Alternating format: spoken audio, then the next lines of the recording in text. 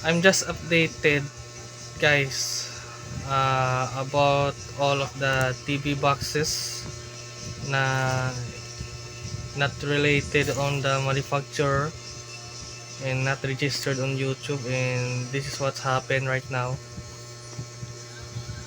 Yep, that's it. Not supported to my device.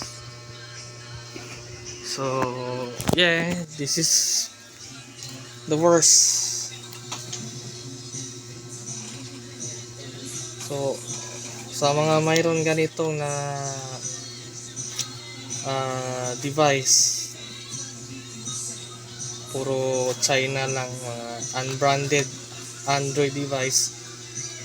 So much better na kumuha na kayo ng bagong or mga kilalang manufacturer like Google Chromecast at Roku brand or Amazon Fire Stick. Pero ganito,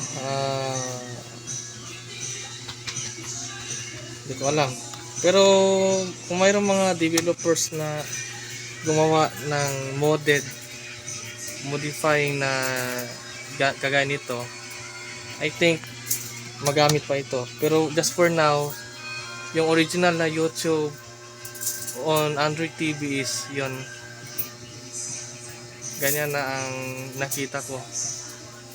At ito yung QR code. So kung for more information, nasa QR code lang para makita nyo ang full details.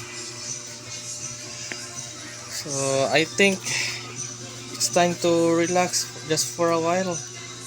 Unbranded Android box. So, sayang. Pero hindi pa yan masasayang yan kasi mayroon naman mga third party na YouTube. So stay tuned na lang sa other developers out there. So yan, thank you.